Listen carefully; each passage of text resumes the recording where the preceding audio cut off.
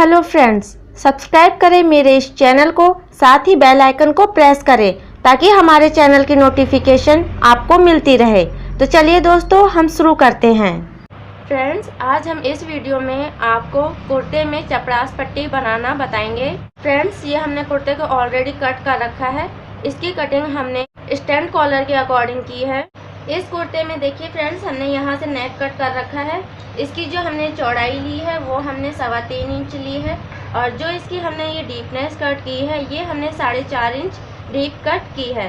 और फ्रेंड्स, हमने देखिए यहाँ से हमने इस तरीके से इसको कटिंग कर रखा है, इस तरीके से यहाँ तक। तो इसकी हमने जो टोटल डीपनेस ली है यहाँ से लेकर इस पॉइंट तक, ये हमने 13 इंच इस तरीके से इसको कट कर रखा है। अब चलिए इसमें चपरास किस प्रकार से बनाना है वो देख लेते हैं। चपरास बनाने के लिए फ्रेंड्स देखिए, हमने यहाँ पर ये 2 स्ट्रिप कट की है। इसको हमने 3 इंच चौड़ी और 14 इंच लंबाई में कट की है। अब हम अपने कुर्ते को उल्टे साइड की तरफ बिछाएंगे इस तरीके से। एक पट्टी को हम यहाँ पर इस तरीके से रखेंगे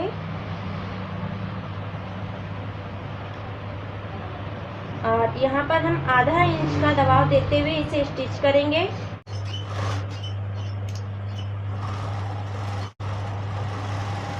पट्टी को हमें ये जो हमने कट किया है यहाँ तक, इससे हमें आधा इंच नीचे तक इसे स्टिच करना है।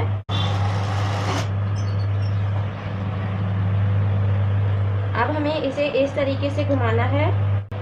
दूसरी स्टिप लेंगे और जस्ट इसी के बगल में हमें इस तरीके से इसे रखना है।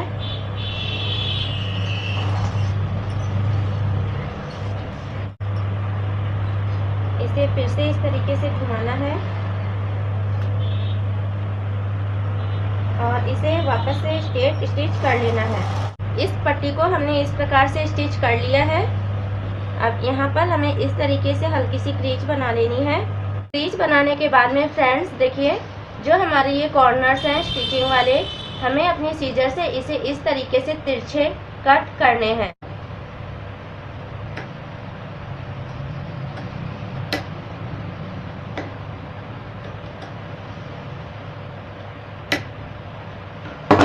कट्स हमें इस प्रकार से लगाने हैं कि जो हमारी स्टिचिंग है वो हमारी स्टिचिंग कट ना हो पाए। अब हमें यहाँ पर जो हमारा ये स्टिचिंग के नीचे वाला पोर्शन है, इसे भी हमें इस तरीके से कट करना है। इसे हमें हमारी स्टिचिंग के डायरेक्शन के अकॉर्डिंग ही कट करना है।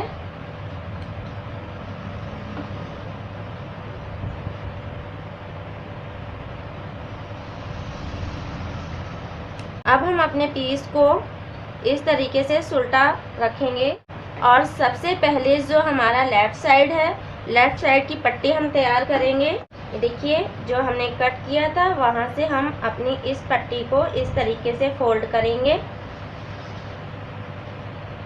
और आपको जितनी चौड़ी पट्टी रखनी है उतनी आप इस तरीके से फोल्ड करते हुए इसे रख लीजिए। नॉर्मल 1 इंच चौड़ी ही पट्टी रखी जाती है। इसे फोल्ड करने के बाद में हम यहाँ पर कॉर्नर की स्टिचिंग लगाएंगे।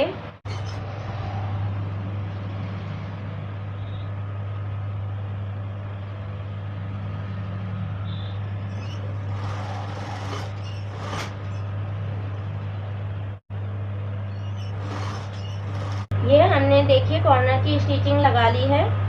एक स्टिचिंग हम यहाँ पर आधे बुट की और लगाएंगे। इस प्रकार से देखिए, हमने ये वाली स्टिचिंग भी लगा ली है। अब जो हमारा ये एक्सेस है इसे हम इतना कट करके हटा देंगे। अब जो हमारा राइट साइड का पोर्शन है उसे तैयार करेंगे। इसे भी इस तरीके से फोल्ड करना है।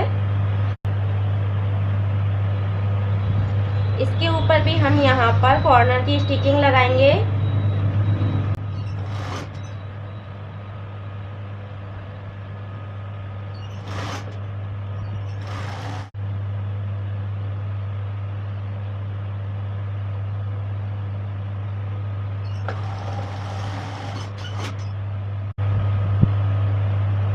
इसे इस तरीके से फोल्ड करेंगे। देखिए, जहाँ तक हमने कट लगाया था वहाँ तक हम अपनी स्टिचिंग लेकर आएंगे। और यहाँ से हमें 2 इंच की पट्टी रखनी है और बाकी की जो पट्टी है उसे कट करके हटा देनी है।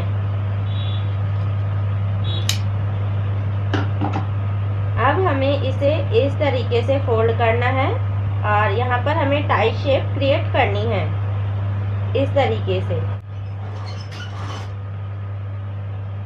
ये देखिए, जो हमने यहाँ पर टाई शेप क्रिएट की है उसे हमने इस तरीके से शेप में स्टिच किया है और इस कॉर्नर तक हम स्टिचिंग लेके आए हैं। अब जो हमारा ये वाला पोर्शन है इसे हमें इस तरीके से नीचे की तरफ रखना है और ये हमारी जो दूसरी वाली पट्टी है इसके ऊपर हमें इसके ऊपर ओवरलैप करनी है। ओवरलैप करने के बाद में ये देखिए, जहाँ तक हमारी ये स्टिचिंग थी यहाँ तक हमें इसे इस तरीके से स्ट्रेट लेके आना है।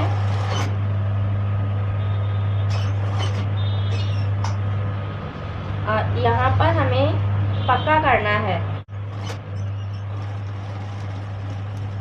इस सिलाई को देखिए, हमने यहाँ तक इस प्रकार से पक्का कर लिया है। अब हमें एक स्टिचिंग यहाँ पर एक कॉर्नर की और लगानी है।